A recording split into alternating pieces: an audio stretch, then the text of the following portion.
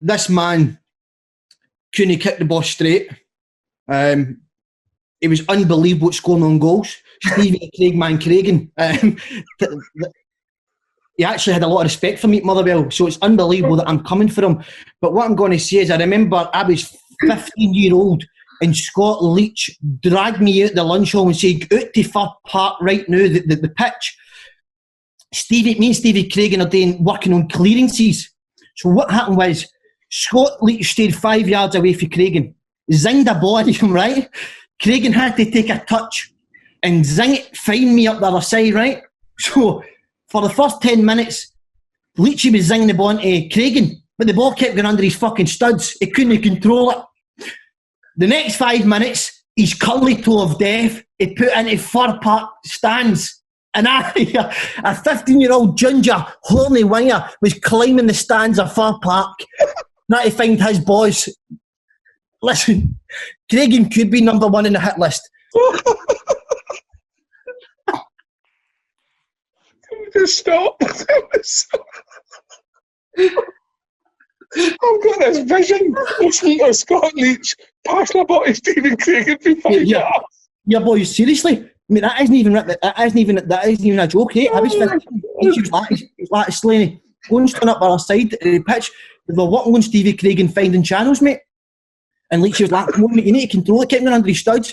And then he came apart. A 15-year-old hairy horny winger trying to find Stephen Craigan's butts.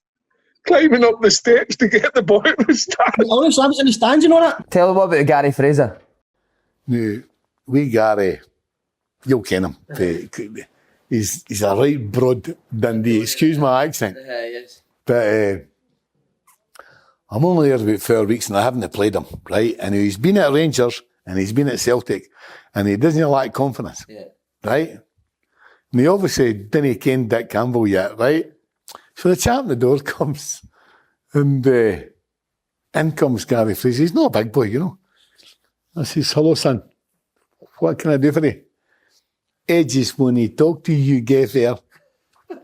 I says, "What do you want to talk about?" "Edges want to tell you that I think I should be playing in your first team." I says, "You think that I've got to fucking decode all this?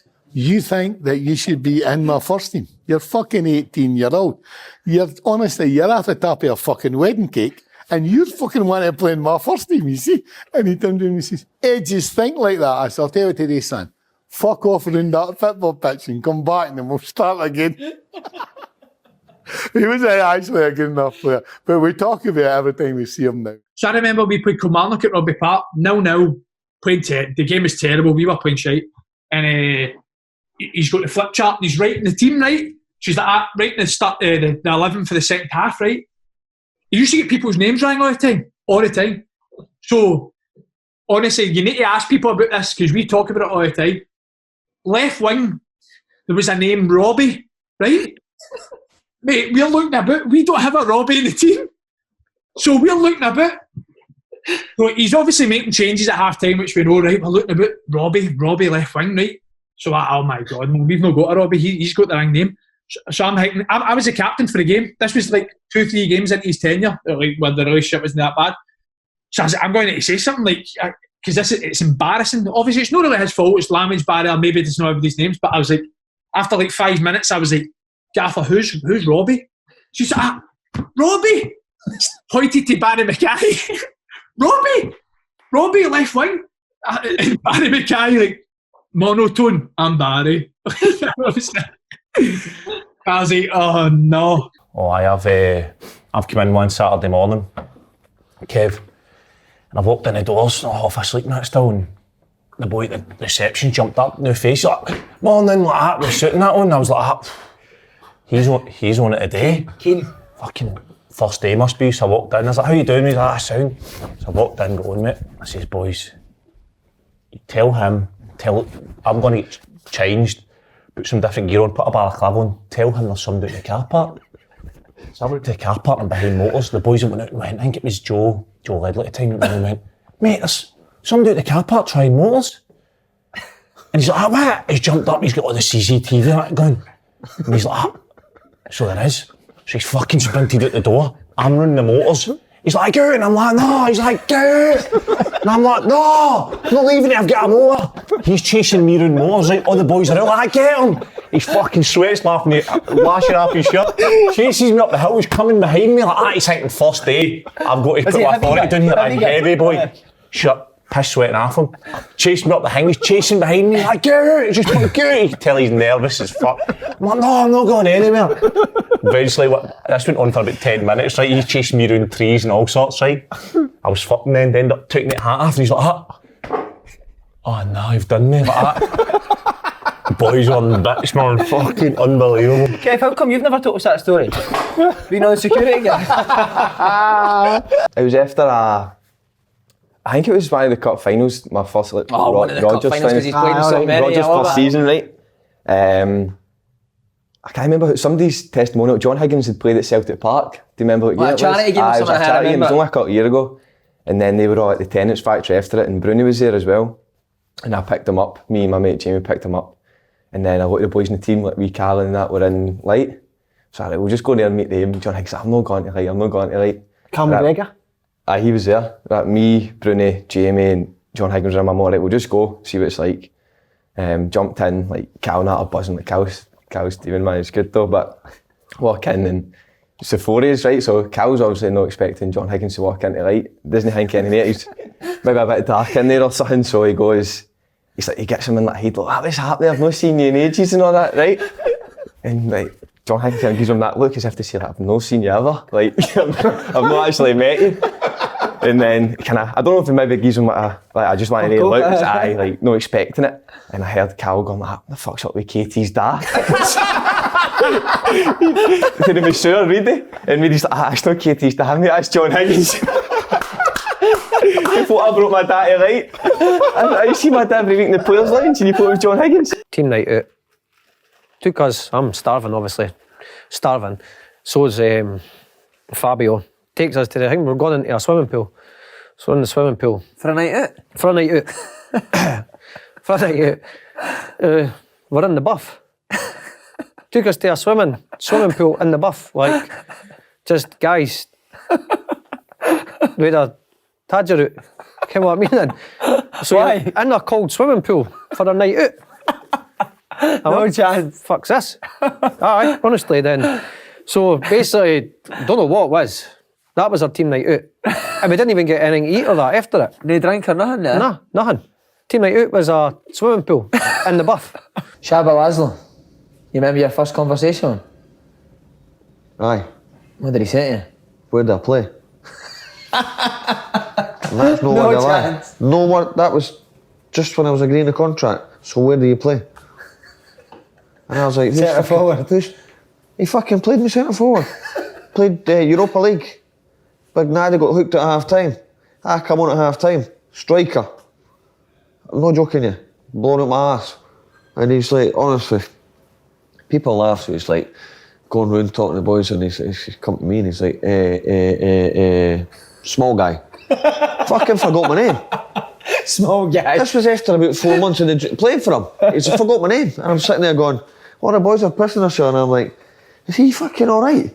Well, I'll give you a cracker. There you go. Cracker. We're playing Union Berlin. We've got a couple of games over there. So we're playing Union Berlin. Big club. They were in the first division, but they were a big club. 30,000 or something like that train. So he's coming. We heard he's coming. So Sergei comes across and he says, Mr. Romanov's come to the game. He's flying in. So I says, oh, very good. You must congratulate him. I says, why? He says, he's a world champion basketball player. I says, he's fucking 5'5". I says, how's he a basketball player? And he says, you must. So I says, and tell Billy Brown to do the same. So I goes and tells Billy. So Billy says, what? He says, basketball. So he comes round the corner and we had to do it. Well done. And he's sticking the chest out, you know, and Billy's like, we couldn't keep her laughing, to be honest. He must have caught on. So we come back. So I says to, he had a girl, I think she was related to the family, some Janice, lovely person. She worked in the office. I said, Janice, what about Mr. Romanov? I think it was his uncle or his wife's was our aunt. I says, he says, that wasn't he wasn't in the basket. I said, well, I know that. He says, well, how does it come about? He says, in Brazil or Argentina, they had the over 55s basketball championships, and he sponsored the team. Aye. So what they did was, on the last game, they won it. It was a section thing. So in the last game, they'd won it before they played the last game. Because he sponsored it and paid the money, they thought for 30 seconds, they put him on with a strip. He's bouncing him, and he comes out, and now he's calling himself a world champion. I thought that's what he was like. Frank's best moment at the BBC was one that wasn't broadcast, but it quite so easily could have been, because he was in the studio. He was doing Big Kenny McIntyre had been doing a series of special programmes with well-known Scottish football celebrities who had been there and done it, and wow, Frank McAvenny's been there and done it. Celtic, West Ham, Scotland, a fabulous goal scorer in his day, and then you've got all the extras that go with Frank, the colourful lifestyle, etc. But so Kenny was in the studio with Frank and they're recording this show, and then Kenny gets a call that he's got to go and take another call. So Kenny, pre-recorded in out, Kenny says, Frank, I've just got to go and take a call now. I'll be back in 2 minutes. That's fine. So Kenny went away, but everything that was in the studio was still being recorded, right? Frank's phone goes, and he thinks, well, I can answer it now, and he answers it. No, somebody later let me hear this, what was recorded, right? Frank takes it as a joke now as well, but anyhow, all you can hear when I heard this audio of what happened, you hear just ring, ring, ring, ring, ring. Then you hear Frank as he goes, hello.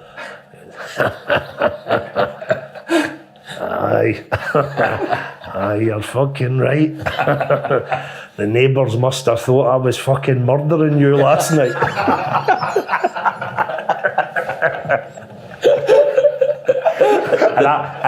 When I was actually listening, I said, well, I don't want to hear any better. Mendy. Is that Man City? Man City, what a player, what a loony bin as well, by the way. He is a cannon, man. He came in one day to training, right? Nobody batted an eye like this, by the way, and I was the only one like that. Is anybody going to say it to him? A full Bayern Munich trackie on, a Bayern Munich strip on, with Kingsley Coman on the back. And I'm looking at him with a pair of shades on, and I'm looking over south of France, it's roasting, he's got the shades and that on. I'm like, the shades are alright, I'll deal with them, but nobody's batted an eyelid at him. He's got a bat him. And he's walked in, and I'm like that, laughing, you know, thinking, oh, the boys have got to join in. Nobody. They're all just like that to him. You know, the handshakes and that, I'm walking in like that. All the boys know got a clue. Oh, mate, that's tremendous. Does he not care now? No, he's honestly, man, what a guy. I think it was the season that Rangers and Celtic were both going for the league, and it was down to basically how many goals he scored. So I played with Kelly, and I swear to God, we couldn't get out of the 18-yard box. The first half an hour of the game, we genuinely couldn't get out of the 18-yard box because Celtic battered us. But during the game, you're trying like fuck it, because they want Celtic to win the league. They want Rangers to win the league either, but somebody has to win it. And then near the end of the game, I remember something like that. You're trying like fuck today. And I'm like, I've never gone out my 18 yard box, you big prick. So give me a break. Right, all the conspiracy theorists and that would have had a fucking field day, because we went into this Tiger in Glasgow. So all the Kelly, we always went out at the end of the season last night, right lad, piss up before we were going holiday. Who walked in? The Rangers team. So we're sitting having a pint with them and that. So imagine a Celtic fan was to walk in here, they'd be fucking crying. Slaney, if you'd have walked into that pub, what would you have done? I would have fucking knocked fuck right out of him. Not a problem. I actually can't fight, I swear I cannot fight.